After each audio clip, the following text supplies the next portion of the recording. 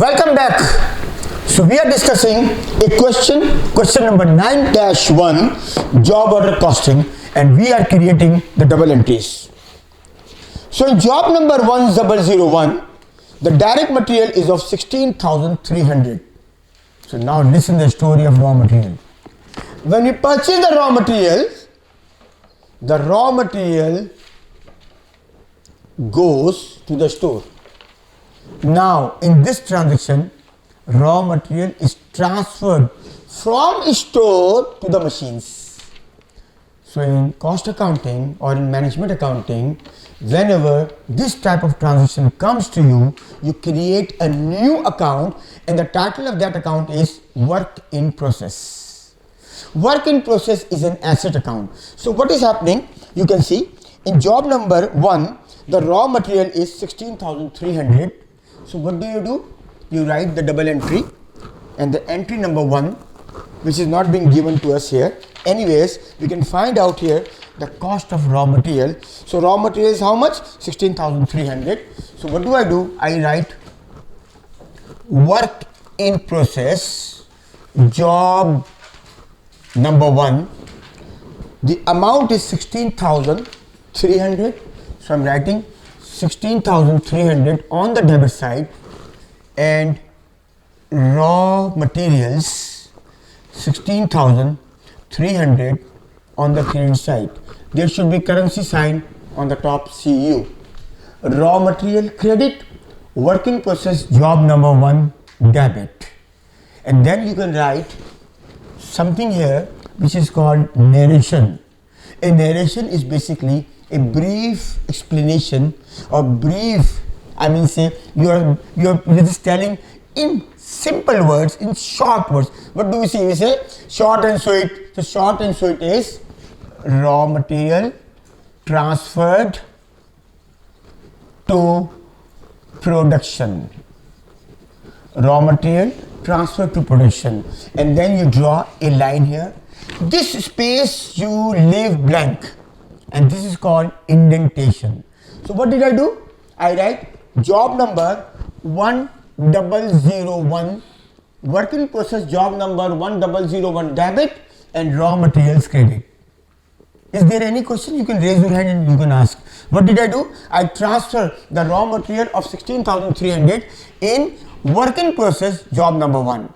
By the same way, you can make other entries as well for job number 2, job number 3, job number 4, job number 5 and job number 6. So I will stop the recording here and your time starts that you can record the other entries in this way. Thank you. So my dear students, more explanation related to this entry. The raw material, when you bought the raw material came into store. Raw material is an asset. Asset was in the store. At that point of time, you made a double entry, raw materials debit and cash credit. One asset is increasing, raw material asset increase, it is being recorded on the debit side.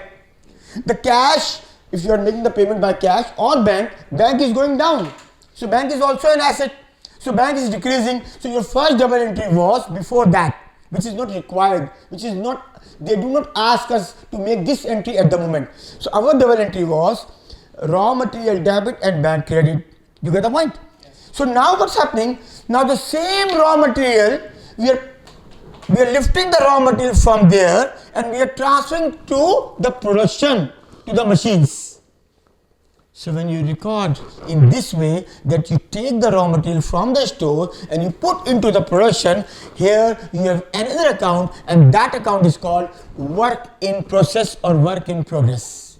Work in process or work in progress is also an asset account. It means in the machine the raw material is being transferred. You get the point? So it means work in process is going up. And the raw material from store is going down. So raw material is an asset. Raw material is going down, it means you are supposed to record on the credit side. So what did you do? You keep the same concept in your mind that one asset increase, it is recorded on the debit side, one asset decrease, it is recorded on the credit side. You get the point? So basically what's happening? I have recorded in such a way, work in process. Where it is going? It is going in job number 1. And raw material credit. If there are more jobs, job number 1, job number 2, job number 3, you can make a compound entry as well. What is the meaning of compound entry? It means you can write work in process job number 1 debit, work in process job number 2 debit, work in process job number 3 debit, 4 debit, 5 debit, work in process job number 6 debit. So all debit in the debit column, all digits representing work in process and respective jobs, and the total of those jobs means one item only, which is raw material, which is credited. It means the total of debit and total of credit should be same, because of dual aspect concept says all debit should be equal to credit. Every debit has a credit. So it means all the debit column in which you are supposed to show work in process job number 1 till 6, you will add in your mind or by calculator, and then finally raw material is created. What did I do here? I just created one entry for job number 1, and I asked you, the people who are with me on the web, they can also follow me in such a way that they can also take a notebook, and job number 1, for job number 1 I have created the double entry, and for job number 2 till job number 6 you can create the entries yourself. Thank you very much. Okay, so this time we are discussing about direct labor. You know, if you want to make a product, you are supposed to take 3 things. MLO. Please do not bring Milo in your mind. It's MLO, means materials, labor and overheads. So this time we are creating a double entry for labor. So what did you do? You created the first entry from job number 1 till job number 6. You created couple of entries related to transfer of raw material from store to the production. Either you can make one entry, which is called a compound entry, or you can make 6 sets of entries. It's up to you. It is all transaction analysis. Nowadays we have computer. Nowadays we have softwares. So you just put the data and entries come automatically. On the other hand, we should understand that how do we record manually. So this time we are discussing about direct labor. So in job number 1, he says that direct labor hours are 2300. Now understand, the direct labor is not being given to you in the question in terms of CU, currency unit. It has been given to you, the author has given you in hours.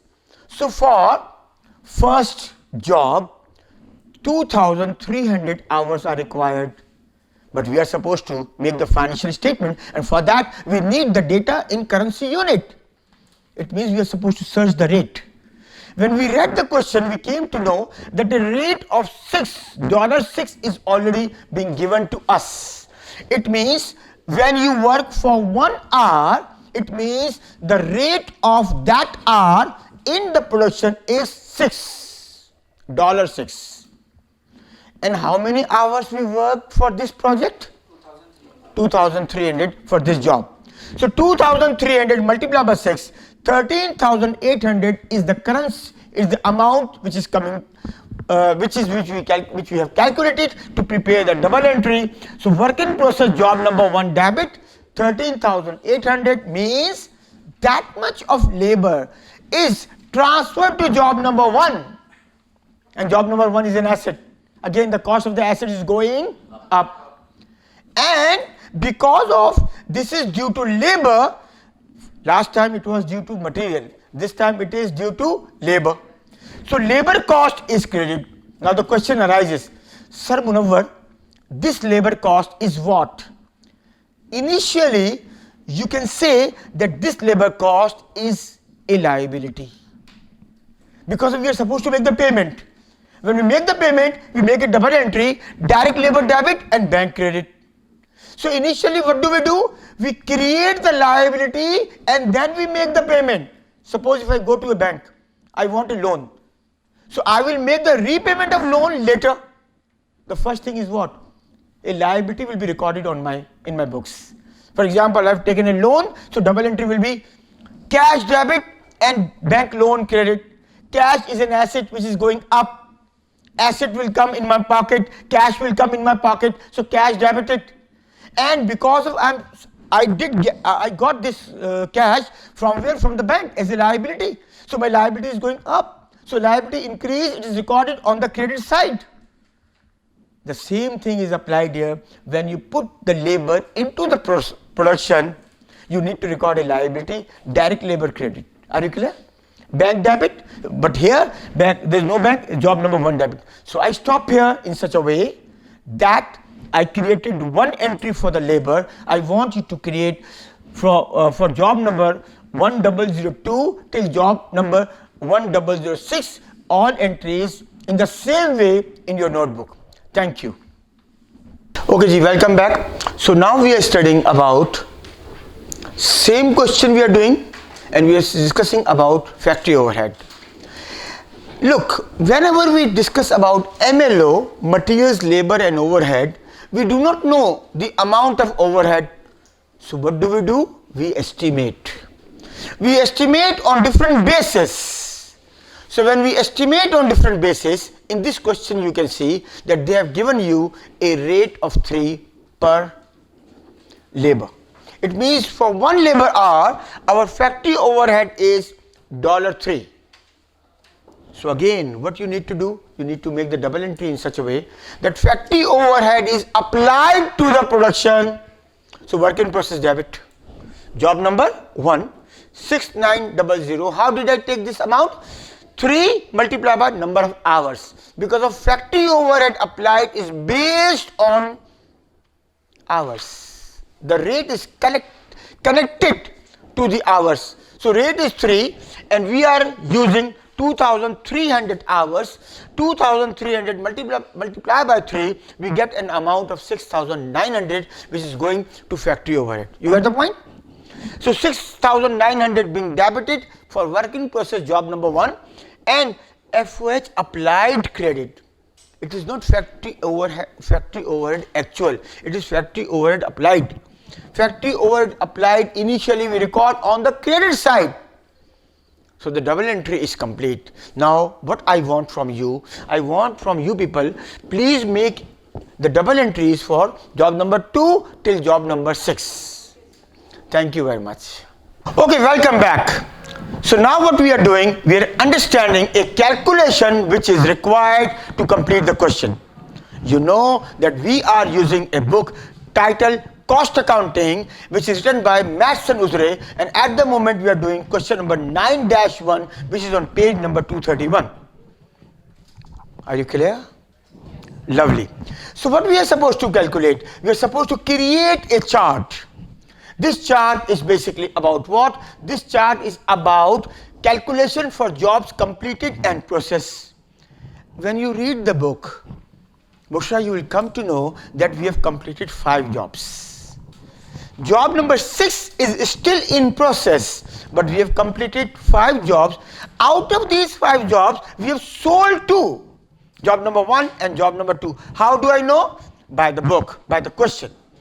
So what we are supposed to create? We are supposed to create a chart like this in which the first column is the detail of raw materials, labor and overhead, and then we go further, we'll write from job number 1 till job number 6.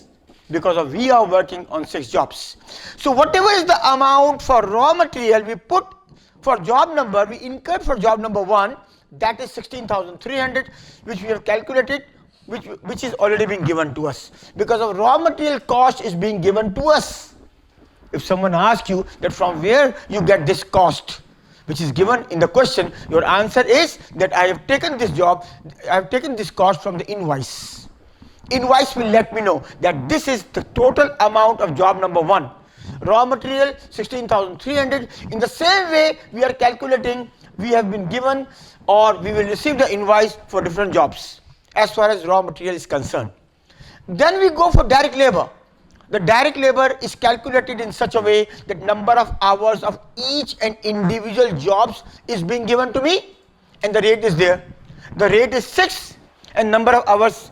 For that I have been given all jobs hours. So job number 1, For example, 2300 hours multiplied by 6. So what did I do? I got the total amount of direct labor. In the same way, I am calculating the total labor cost, which is for job number 1 till job number 6. Now I am going further. Factory overhead is applied.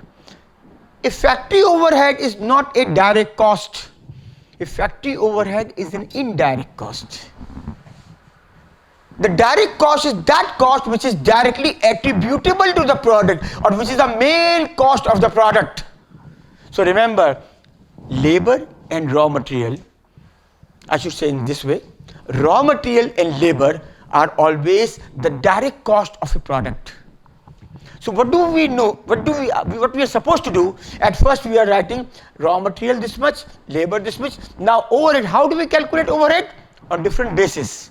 In this question, overhead has a link with a rate. The rate is given. The overhead has a link with the hours. Whenever you work 1 hour, the labor rate is 6, but the overhead rate is 3. It means 50% of the rate. So 3 for 1 hour as far as factory overhead is concerned. So what did I do? I have taken 3, are you clear, Rubab? Multiply by 2300, I got the cost of factory overhead applied to the production. We have different bases. How do we apply the factory overhead into the production? So from job number 1 till job number 6, we have calculated the factory overhead amounts as well. Now the life is easy. Life is always challenging, but here the life is easy. So what we need to do, we need to take the total of all of them. So I have written here 2 lines which is called ruling off. So I am going to rule off from job number 1 till job number 5, because of in the question it says that we have completed from job number 1 till job number 5. So what job is left? 6 is still in process. We do not know why it is in process, because of the information is not given to us in the question. So what we need to do, we are ruling off all the jobs in such a way that individual item, as far as raw material, labor and overheads are concerned, you are supposed to add them. So you got 37,000, which is the total cost of job number 1. Job is completed. Similarly, job number 2 is completed, 3 is completed, 4 is completed, and 5 is completed. Now in the next session, we will make the double entries related to this chart, in which we will show how the jobs are creating the double entries. How do we create the double entries in such a way that what is being debited and what is being credited. As far as chart is concerned, chart is very important. Without chart, you cannot make the double entries, because of the figures will not available to you. So this session is concluded, and we are supposed to, in this question it says that we sold job number 1 and 2 as well. So whenever you are selling the product, you are supposed to make more double entries for cost of sale and for sale. Thank you very much. So now what we are discussing? Now we are discussing how do we make a double entry for finished goods. You remember that we put raw material in job number 1, labor in job number 1, and overhead in job number 1. It means these 3 items were in work in process. So now when the question says that work in process is being transferred or completed, so what is happening?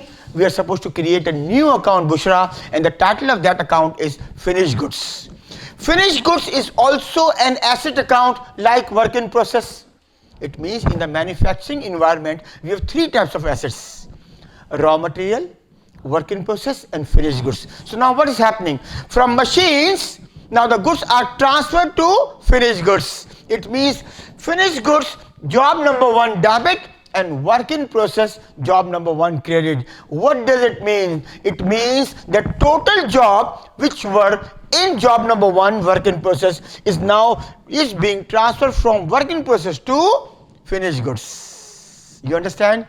On the same way, we are supposed to create double entries for job number 2, 3, 4 and 5, as well as If you want, you can make a compound entry as well in such a way that you will add finished goods job number 1 debit, finished goods job number 2 debit, 3 debit till 6, and work in process job number 1 credit, 2 credit, 3 credit till 6. It means if you have completed. Because of here we need to create, in the last video I told you that we have completed only 5 jobs. It means we can make here the double entry till 5 jobs only. Thank you.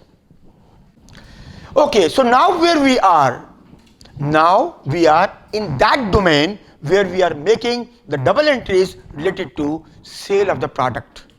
So remember, whenever we are in the manufacturing environment, especially in the manufacturing environment, even we can make it in the trading environment as well. But especially whenever, Bushra, we are in the manufacturing environment, we need to make 2 double entries related to sale. One entry to record the cost and the second entry to record the sale. So in this question, how many jobs we sold? Job number 1 and job number 2. And we know that sales minus cost is always profit. We know that. So what we are doing basically, we are creating a double entry for cost of goods sold. The cost of goods sold, the amount is 37,000. In the last session, I discussed a chart calculation for job completed or in process. From there, I have taken an amount of 37,000. So that 37,000 is being recorded on the debit side as cost of goods sold. It means finished goods is converting into cost of goods sold. I should say in this way that we are going to sell the finished goods. So when you sell the products today, you are supposed to record the cost. The cost is going up.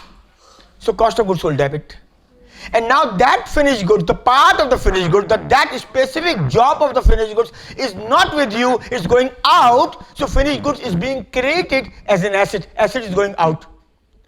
The interesting thing, whenever you are recording the cost of goods sold entry and finished goods entry as well as the entry for the sale, you must remember that cost of goods sold entry is recorded separately and the sales entry, the revenue entry is recorded separately. It means the 37,000, which is the cost of sale of the job number 1, is being sold in 48,000. So the difference is profit. So now you need to record the sales entry, the entry for the revenue, account receivable or bank is being debited because of your asset is, your revenue is being recorded. And remember, now again financial accounting comes here. Whenever you record a sales entry, the revenue realization or recognition concept is applied. Revenue recognition concept means that you recognize your revenue irrespectively that you receive the cash or you did not receive the cash. Your goods are transferred from your end to the end of the customer. So what you're doing? Account receivable debit, because of this is an asset, your asset is going up, or you're receiving the bank, so bank debit, and your revenue is increasing, so you need to record the sales credit. So by this, I've concluded the sale of job number 1. Even you can make 2 jobs together. In that way, you will write cost of goods sold, job number 1 and job number 2, total cost together. And on the credit side, finished goods job number 1 credit, finished goods job number 2 credit. It means you are making a compound entry. But when you make an entry for the sales, you can make the sales entry only 1. There's no need to make a compound entry. Sales means sales, either you are selling 1 job or 2 jobs. Better, you should learn in steps. So for 1 job, I have recorded, I want you to please record on your notebook the entry for cost of goods sold for job number 2 as well as for sales. Is there any question you can ask me? Thank you. Okay, all the commercial organizations, their survival is based on profits. Cash is king. They need cash, but from operating activities. So what did we do? In this specific trading account, I am discussing only job number 1. Suppose we had job number 1, so what did we do? At first we put the raw material, we put the labor, we put the overhead. That was the total cost of the job, okay ta? Then what did we do? We transfer from work in process. Initially, what did we do?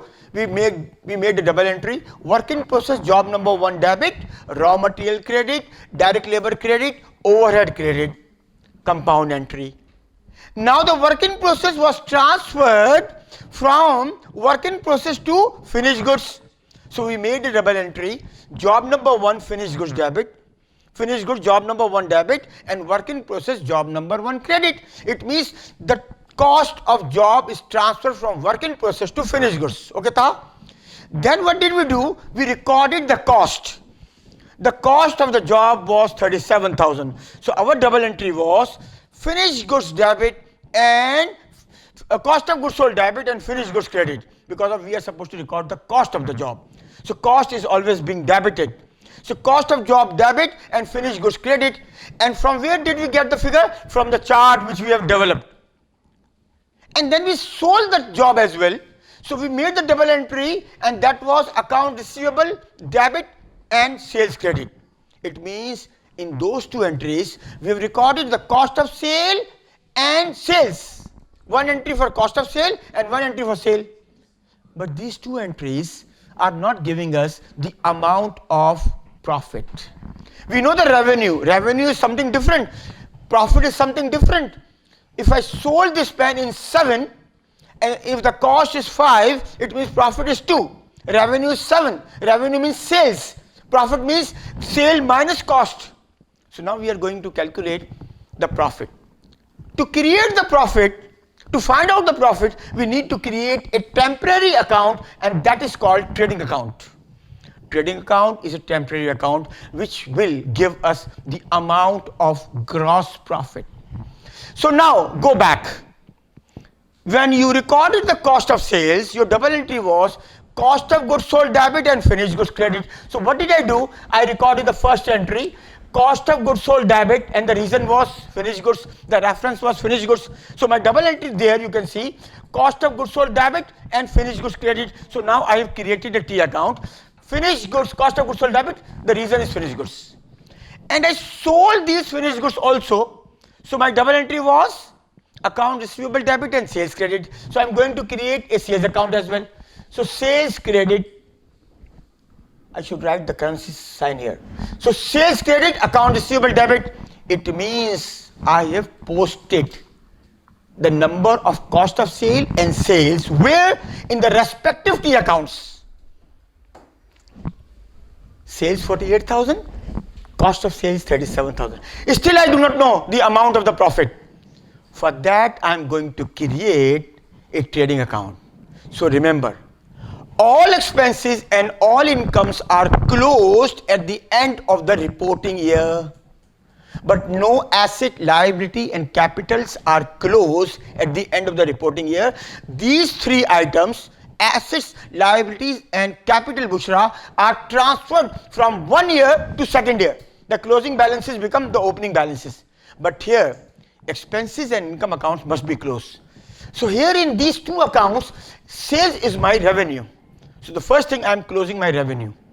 So the double entry is sales account.